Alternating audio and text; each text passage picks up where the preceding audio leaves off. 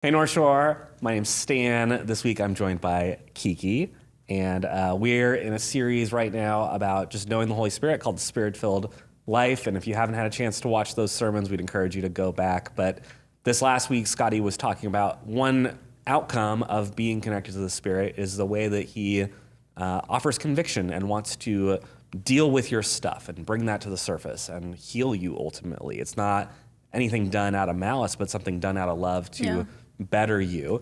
And that's a great application, but we wanted to just take one step back and start thinking about, okay, so how do we connect with the Spirit? What are the ways that we can know the Spirit?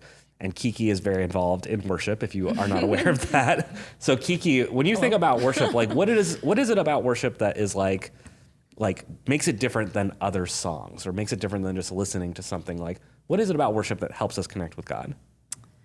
I think for me, believe it or not, I am not an amazing public speaker. And I think I often find it hard to communicate my feelings, even though I am such a feeling driven person. And I think worship music does a really amazing job at connecting the feelings and also connecting the feelings with biblical truth. And so it helps me to listen to that style of music.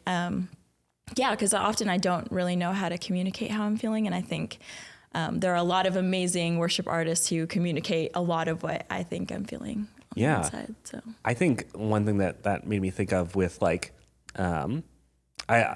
lot of the reading type stuff about the Holy Spirit that has been helpful for me to understand is sometimes what goes on is our bodies ends up being the lead edge, in the sense of you're listening to the song, you're worshiping, and your arms want to go up, and as a person whose arms never go up, the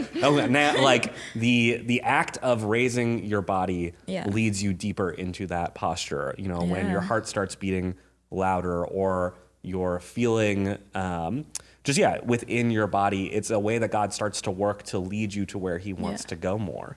Yeah, and I think it's so funny because people probably look at me now and they're like, she's so expressive, she has so much energy. And I was not always this way. Mm-hmm. I remember being in high school and going to church and feeling so awkward, wanting to sing, wanting to engage, but at the same time, feeling not comfortable in my own skin, and also feeling kind of this doesn't feel like a genuine expression to me. But I just remember one day I just was like, okay, I'm just gonna try it. And I feel like that simple act, just like you were saying, that action with my body actually opened my heart up to, I don't know, being able to relate with God in ways that were more deeply than I had before. Yeah.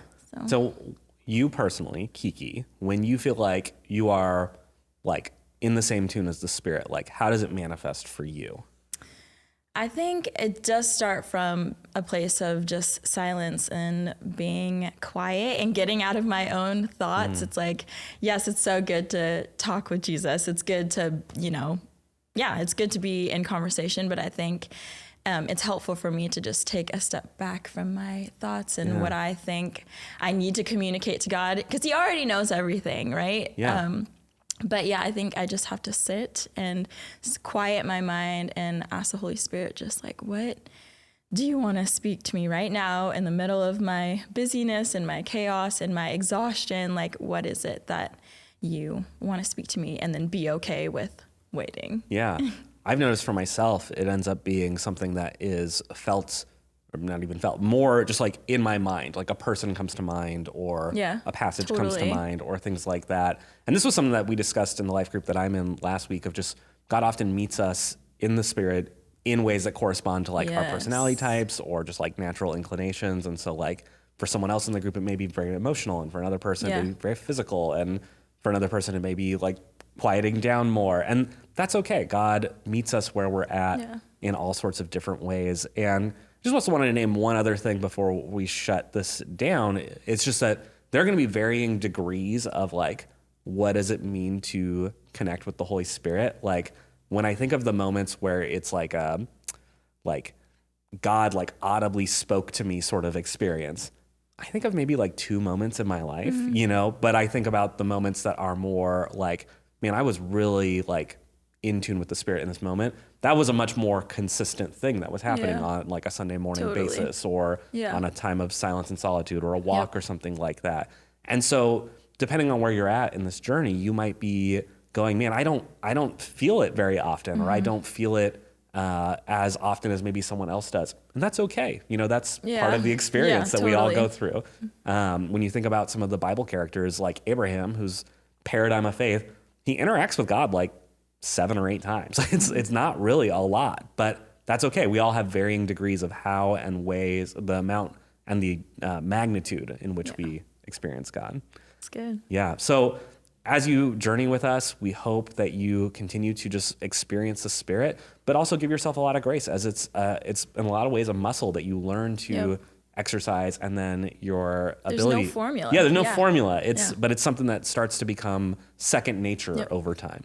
But we appreciate you being with us. We look forward to more times together, and we hope that you just journey in life with us.